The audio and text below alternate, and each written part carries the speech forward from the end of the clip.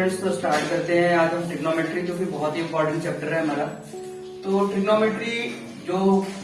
Trigonometry बना है हमारे 3 मेन वर्ड से, जो कि ग्रीक वर्ड है, 3 ग्रीक वर्ड से, जिसमें से सबसे पहला है ट्राई, दूसरा है गॉन और तीसरा है मेट्रॉन। तो ट्राई का मतलब होता है 3 और गॉन का मतलब होता है साइड्स और मेट्रॉन का मतलब होता है मेजरमेंट।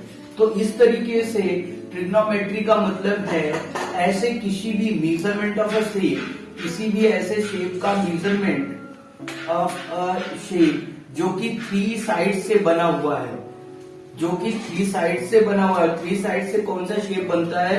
हमारा ट्रायंगल बनता है। तो ट्रायंगल के मेजरमेंट के लिए, बेसिकली ये ट्रायंगल के मेजरमेंट के लिए बना है। तो ट्रिग्नोमेट्री का मतलब है कि हम किसी ऐसे 3 साइड के शेप का मेजरमेंट कर पाए। बेसिकली एक एग्जांपल लेके समझते हैं। मान लीजिए कोई स्टूडेंट यहाँ पे खड़ा हुआ है और यहाँ पे कोई मीनार है। कोई स्टूडेंट यहाँ पे खड़ा हुआ है और ये कोई स्टूडेंट मान लीजिए पी पॉइंट पे खड़ा हुआ है और यहाँ पे कोई मीनार है या सपोज दैट कोई बिल्डिंग है। तो अगर स्टूडेंट अपनी निगाहें उठा के बिल्डिंग के टॉप को देखता है, बिल्डिंग के टॉप को देखता है, और मान लीजिए कि मैं बिल्डिंग के टॉप को जब ये देखता है तो मैं वो एंगल जो भी बनता है, मान लीजिए वो एंगल 30 डिग्री बनता है। और ऐसे केस में जो बिल्डिंग है बिल्कुल अगर सीधी खड़ी है तो ये एक राइट एंगल ट्रायंगल कंस्ट्रक्ट होता है। तो हम जिस पॉइंट पे स्टूडेंट खड़ा है और जहां पे मीनार है या बिल्डिंग है, उसके बीच की दूरी अगर आपको दी गई है, तो अगर दूरी पता हो और क्या पता हो, एंगल पता हो, तो हमारे मन में ख्याल आया, क्या हम बिल्डिंग की हाइट निकाल सकते हैं? इस तरीके की जो भी सिचुएशंस थी उन पे पता लगाने के लिए हमने ट्रिग्नोमेट्री को बनाया है।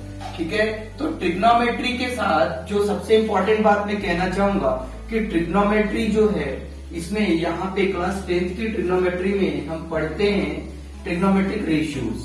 हम ट्रिग्नोमेट्रिक रेशियोज और ट्रिग्नोमेट्रिक रेशियोज जो है, ट्रिग्नोमेट्रिक रेशियो, तो ट्रिग्नोमेट्रिक रेशियोज क्या है? Basically it is a relation. Trigonometric ratios are basically a relation. It is a relation between angle and ratio of sides. अगर हमें एंगल पता हो और ट्रायंगल के कोई 2 साइड पता हो तो हम तीसरी साइड निकाल सकते हैं। लेकिन अगर कोई 2 साइड पता हो तो हम तीसरी साइड निकाल सकते हैं। लेकिन अगर एंगल और कोई एक साइड पता हो तो क्या हम दूसरी साइड निकाल सकते हैं? इसके लिए हमने बनाया ट्रिग्नोमेट्रिक रेशियोज। तो trigonometric ratios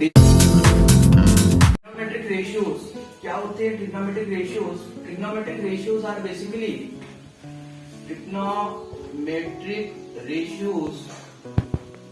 are basically relation between angle and ratios of sides of triangle। तो मेरे कहने का क्या मतलब है, अगर कोई मेरा ट्रायंगल बन रहा है, तो उस ट्रायंगल में कोई भी एक एंगल अगर मुझे गिवन है या मुझे पता चल जाए, जैसे बच्चे ने टॉप को देखा, बिल्डिंग की टॉप को देखा, ये थी मेरी बिल्डिंग की टॉप को देखा, तो मुझे अगर एक एंगल पता चल जाए और तो उस एंगल का अगर मैं उन किनमें से किसी भी 2 साइड के रेशियो से लिंक कर सकूं, तो कोई एक साइड और एक एंगल पता होने पे मैं दूसरी साइड निकाल पाऊंगा। क्लियर है? जैसे इसको समझाने के लिए हमने कई सारे ट्रिग्नोमेट्रिक रेशियोज बनाए। तो ट्रिग्नोमेट्रिक रेशियोज बेसिकली हमारे पास 6 टाइप के होते हैं। तो टोटल ट्रिग्नोमेट्रिक रेशियोज है हमारे पास 6 टाइप के, उसमें से 3 इंपॉर्टेंट है। तो साइन थीटा, कॉस थीटा और टैन थीटा। ठीक, और इसके बाद आगे हमारे पास sec theta, cosec theta, sec theta और कॉट थीटा। ये 6 ट्रिग्नोमेट्रिक रेशियोज हैं।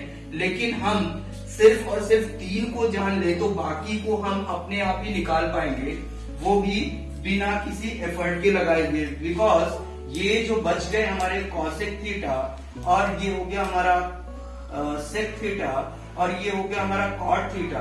तो कॉसेक थीटा जो होता है वो साइन थीटा का इनवर्स यानी कि कॉसेक थीटा होता है 1/sin थीटा और सेक थीटा होता है 1/cos थीटा और कॉट थीटा होता है 1/tan थीटा। तो हम अगर 3 ट्रिग्नोमेट्रिक रेशियोज जान जाएं तो बाकी के 3 हम अपने आप निकाल देते हैं। अब साइन थीटा की वैल्यू होती है परपेंडिकुलर अपॉन हाइपोटेन्यूज और कॉस थीटा की वैल्यू होती है बेस अपॉन हाइपोटेन्यूज और tan थीटा की वैल्यू होगी परपेंडिकुलर अपॉन बेस। ठीक है, इस बात को याद रखने के लिए हम एक मेमोरी ट्रिक बना सकते हैं।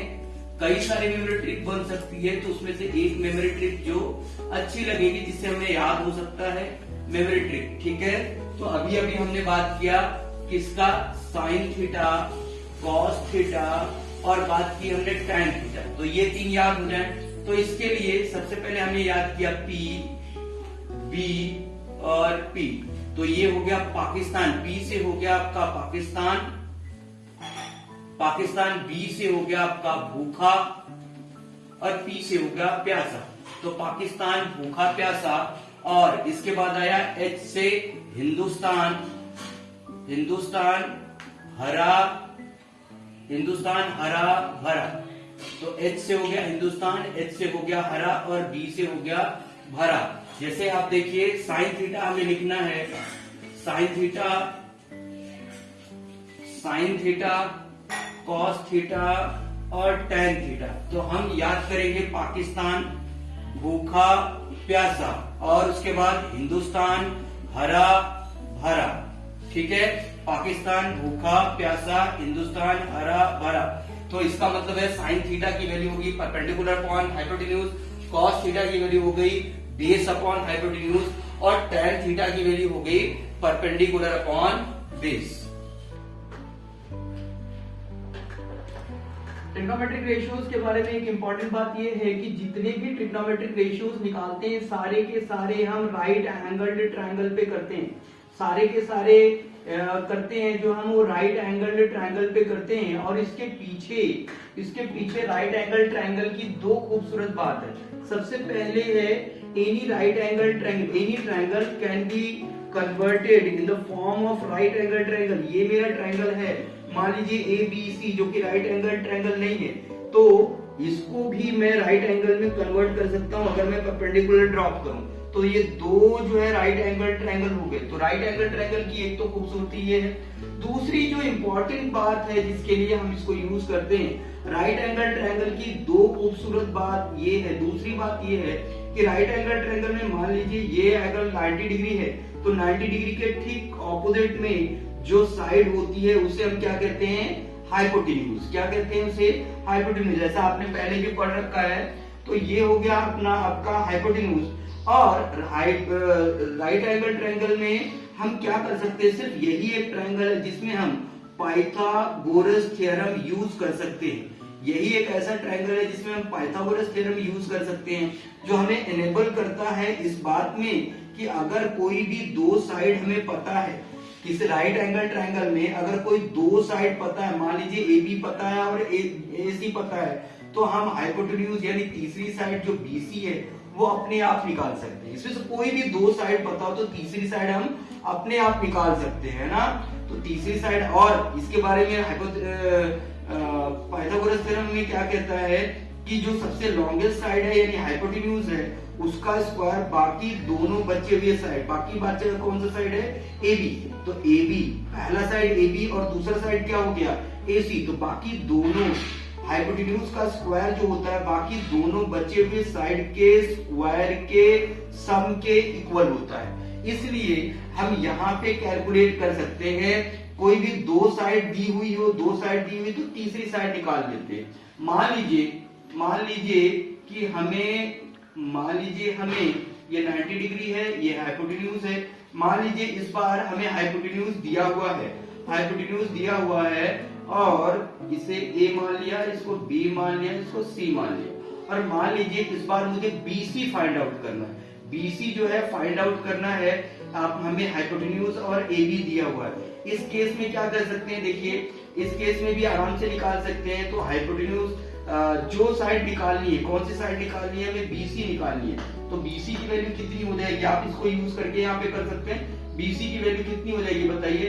BC की वैल्यू हो जाएगी जिस साइड की वैल्यू निकालनी है उसको छोड़ के बाकी की दूसरी छोटी वाली साइड को, दूसरी छोटी वाली साइड कौन सी हो गई AB, उसका स्क्वायर सब्ट्रैक्ट कर देंगे इसमें से सबसे लॉन्गेस्ट साइड के स्क्वायर में से और ले लेंगे अंडर रूट। ठीक है, फिर से वापस एक बार करते हैं कि अगर कोई राइट एंगल ट्रायंगल दिया हुआ है उसमें बड़ी वाली साइड हाइपोटेन्यूज दी हुई है और दोनों छोटी साइड्स में से कोई एक साइड निकालनी है, तो जो साइड निकालनी है कौन सी निकालनी है, BC निकालनी है। तो BC की वैल्यू क्या होगी, BC की वैल्यू होगी लॉन्गेस्ट साइड के स्क्वायर में से जो साइड निकालनी है उसको छोड़ के दूसरी वाली साइड का स्क्वायर माइनस कर देंगे, तो हाइपोटेन्यूज माइनस AB स्क्वायर। इस तरीके से अगर हमें ये निकालना होता, दूसरी साइड निकालनी होती, मान लीजिए अब हमें हाइपोटेन्यूज गिवन है और हमें BC भी गिवन है, हाइपोटेन्यूज भी गिवन है और BC भी गिवन है, हमें AB निकालना है।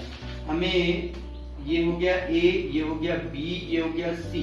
तो हमें मान लीजिए BC गिवन है और हाइपोटेन्यूज गिवन है और हमें क्या निकालना है, AB निकालना है। ऐसे केस में हम क्या कर सकते हैं, ऐसे केस में जो AB निकालना है वो क्या हो जाएगा, हाइपोटेन्यूज माइनस हाइपोटेन्यूज का स्क्वायर माइनस कितना, BC का स्क्वायर। तो राइट एंगल ट्रायंगल के बारे में ये बहुत इंपॉर्टेंट बात है कि अगर कोई दो साइड दी हुई है तो तीसरी साइड हम अपने आप निकाल सकते हैं। ठीक है, एक बात ये हो गई इसके बारे में। तो ट्रिग्नोमेट्रिक रेशियोज के बारे में सबसे पहली बात ये थी कि ये किसमें यूज किया जाता है, किसमें निकाला जाता है, सबसे पहले ये राइट एंगल ट्रायंगल में निकाला जाता है। ठीक, तो ये पहले जानना जरूरी है कि ट्रिग्नोमेट्रिक रेशियोज हम फाइंड करते हैं सिर्फ और सिर्फ किसमें, राइट एंगल ट्रायंगल में। ठीक है, दूसरी बात, दूसरी इंपॉर्टेंट बात है राइट एंगल ट्रायंगल में कैसे फाइंड करें हम परपेंडिकुलर और बेस, यही जान है इसकी, how to find perpendicular, how to find perpendicular in right angle triangle. जब हम बना रहे होते हैं साइन थीटा कॉस थीटा लिख रहे होते हैं तो क्या होता है, सबसे पहली बात ये है, एक चीज फिक्स है राइट एंगल ट्रायंगल में।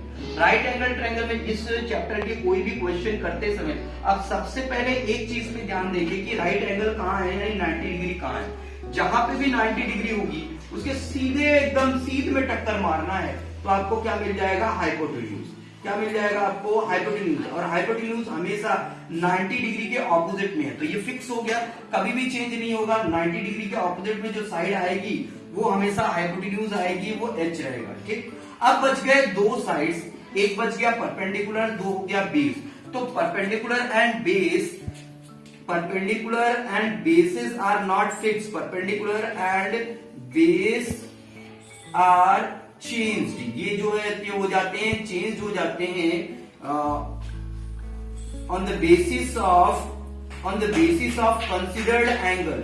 ये इसमें बात है, परपेंडिकुलर कौन होगा ये हमें पता नहीं चलेगा, कौन बताएगा, कंसिडर्ड एंगल बताएगा।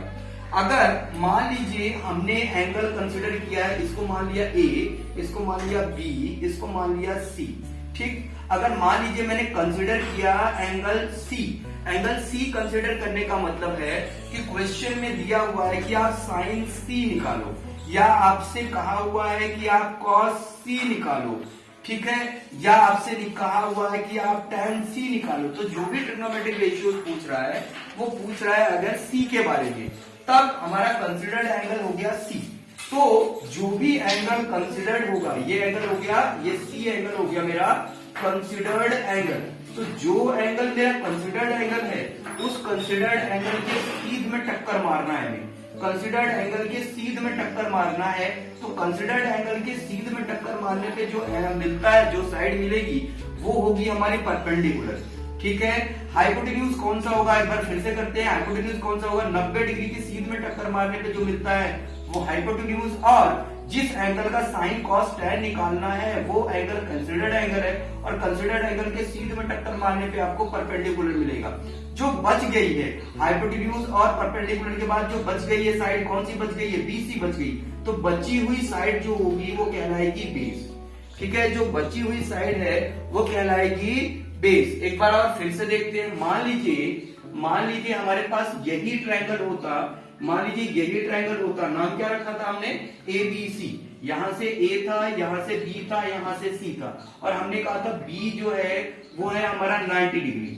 B जो है अगर 90 डिग्री है तो B के सीध में टक्कर मारने पे क्या मिलेगा, हाइपोटेन्यूज। अच्छा, अब हम निकालना चाहते हैं साइन A की वैल्यू क्या है। इस बार हम पलट दिया हमने, पिछली बार साइन C चाहिए था, इस बार साइन A चाहिए। मान लीजिए क्वेश्चन ने ऐसा पूछा साइन A बताओ, या उसने पूछ लिया आपको कॉसेक A बताओ। ऐसे केस में हमारा कंसिडर्ड एंगल क्या हो गया, A, और A के सीध में टक्कर मारना है तो कंसिडर्ड एंगल हो गया हमारा, ये हो गया हमारा कंसिडर्ड एंगल, और कंसिडर्ड एंगल के सीध में टक्कर मारने पे जो मिलता है उसे ही हम कहते हैं परपेंडिकुलर। उसे क्या कहते हैं, परपेंडिकुलर। तो ये बात याद रखनी है, कंसिडर्ड एंगल पकड़ना है, कंसिडर्ड एंगल के सीध में टक्कर मारने पे जो मिलता है वो हमें परपेंडिकुलर होता है। और बची हुई साइड कौन सा बच गया, ये बच गया, तो ये जो बच गया है वो हमारा हो गया बेस। जो साइड बच गई है वो हो गई हमारी बेस। अब मान लीजिए हमें साइन C की वैल्यू निकालनी है। अब यहां से स्टार्ट करते हैं, साइन C की वैल्यू निकालनी है, ठीक है।